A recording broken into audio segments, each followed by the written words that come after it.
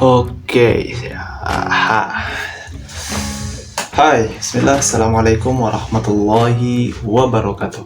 Perkenalkan, nama saya Zainul Abdillah, mahasiswa Universitas Muhammadiyah Kendari, Fakultas Ilmu Sosial dan Ilmu Politik, Program Studi Ilmu Pemerintahan. Jadi pada kesempatan kali ini saya akan membahas pemerintahan.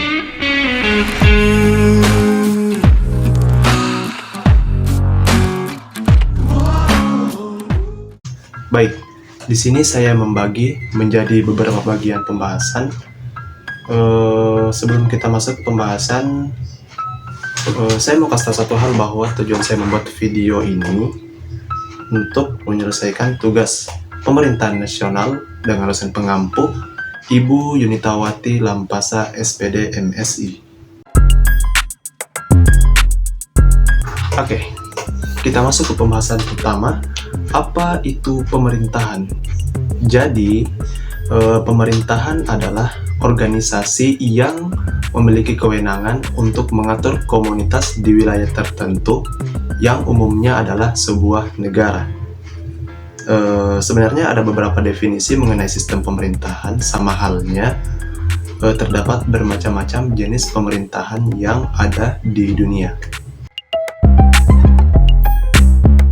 Apa sih fungsi dari pemerintahan itu sendiri? Jadi fungsi utama pemerintahan adalah memberikan pelayanan terbaik untuk memenuhi kebutuhan masyarakat di semua sektor.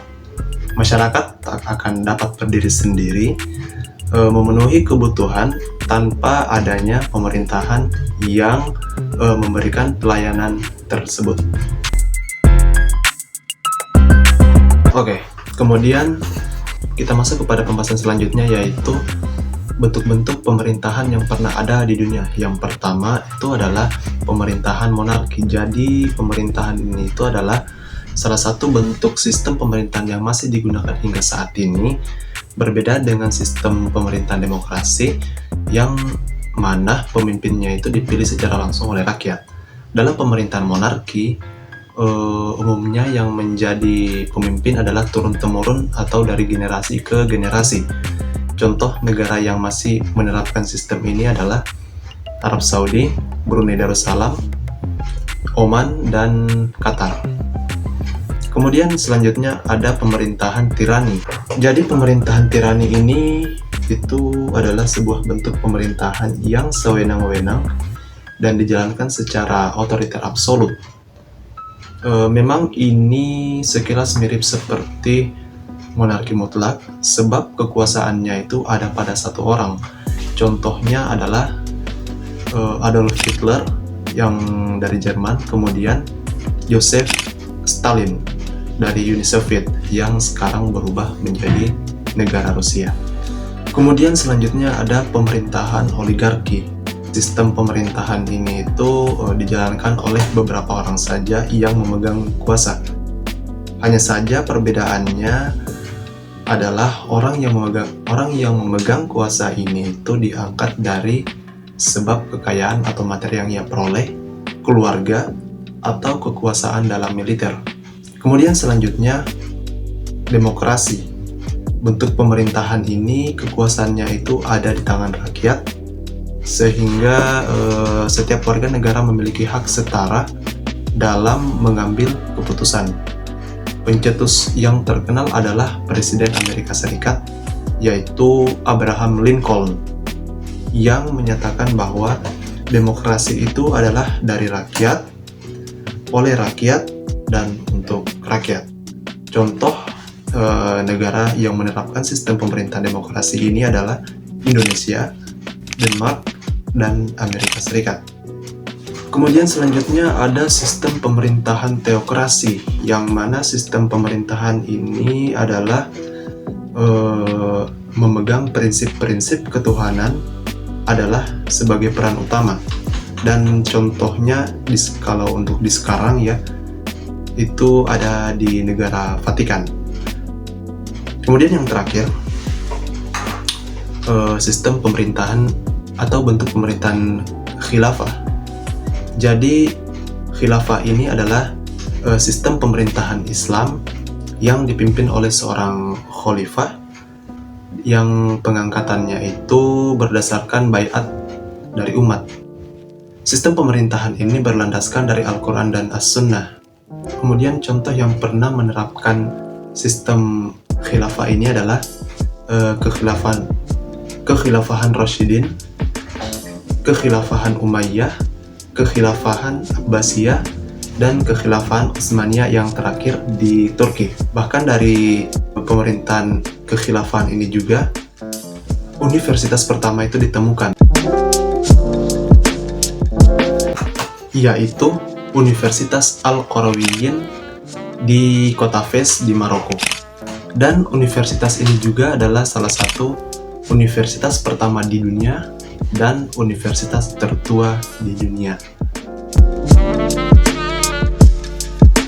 Kemudian selanjutnya adalah bagaimana sistem pemerintahan di Indonesia dari masa ke masa. Jadi, pasca kemerdekaan pada tahun 1945 sampai 1949, setelah mendeklarasikan kemerdekaan pada 17 Agustus 1945, Indonesia resmi menganut sistem pemerintahan presidensial karena saat itu kondisi negara masih belum stabil. Kemudian nama Soekarno ditunjuk sebagai presiden pertama Indonesia dengan wakil Muhammad Hatta. Di masa pemerintahan itu, Undang-Undang Dasar 1945 juga ikut disepakati sebagai Konstitusi Indonesia melalui hasil sidang PPKI atau Panitia Persiapan Kemerdekaan Indonesia pada tahun 18 Agustus 1945. Kemudian selanjutnya ada bentuk pemerintahan Indonesia atau yang dikenal dengan istilah RIS, Republik Indonesia Serikat, pada tahun 1949 sampai 1950. Pada era 1949, tepatnya setelah Konferensi Meja Bundar atau KMB, Indonesia berganti sistem pemerintahan menjadi kuasi parlementer atau parlementer semu. Selain itu, hasil KMB tersebut memutuskan keputusan bahwa bentuk negara Indonesia itu menjadi serikat dengan nama Republik Indonesia Serikat. Sistem pemerintahan yang dianut Republik Indonesia Serikat atau RIS bukan parlementer murni, sehingga pada penerapannya itu praktiknya tidak berjalan.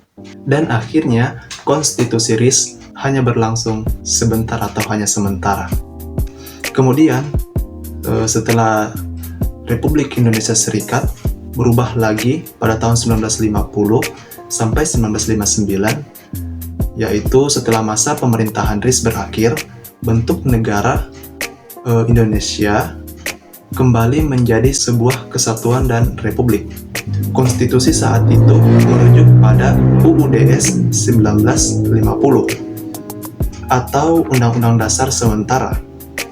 Penerapannya tidak lama, hanya sampai Dekret Presiden rilis pada 5 Juli 1959. Keputusan Dekret Presiden menetapkan konstitusi kembali ke Undang-Undang Dasar 1945 dan mulai membentuk MPRS dan DPAS. Kemudian ada pemerintahan Orde Lama pada tahun 1959 sampai 1966. Memasuki era Orde Lama, sistem pemerintahan Indonesia kembali berganti dari parlementer menjadi presidensil. Semua dekret presiden pada tahun 1959, maka diberlakukan lagi Undang-Undang Dasar 1945 sebab konstitusi tersebut dinilai mampu menjaga kesatuan dan persatuan bangsa. Sesuai dekret presiden pada tahun 1959, menurut Presiden Soekarno, demokrasi liberal tidak mendorong perbaikan bangsa menuju bangsa Indonesia yang adil dan makmur. Lalu masuk di pemerintahan Orde Baru atau yang dikenal dengan Orba di eranya Bapak Soeharto pada tahun 1966 sampai 1998. Kemudian kita masuk di pemerintahan reformasi dari tahun 1998 sampai sekarang. Jadi pada saat tahun 1998 atau tepatnya masa Orde Baru itu runtuh, Dengan mundurnya Presiden Soeharto, lalu muncullah era reformasi yang dipimpin oleh Presiden B.J. Habibie. Jadi di era reformasi ini, Undang-Undang Dasar 1945 diamandemen sebanyak 4 kali, dan sekarang ini yang digunakan adalah hasil amandemen sejak 2002. Jadi sejak saat itu, peraturan pemilihan presiden dilakukan setiap 5 tahun sekali, dan pemilu pertama diselenggarakan pada tahun 2004. Jadi itulah tadi pembahasan mengenai perjalanan sejarah pemerintahan yang ada di Indonesia dari masa ke masa. Mudah-mudahan melalui video ini teman-teman semua dan siapapun yang menonton video ini mendapatkan wawasan baru atau ilmu baru, dan yang pasti semoga bermanfaat. Sekian dari video ini, lebih dan kurangnya mohon dimaafkan. Sekian dan terima kasih. Wassalamualaikum warahmatullahi wabarakatuh.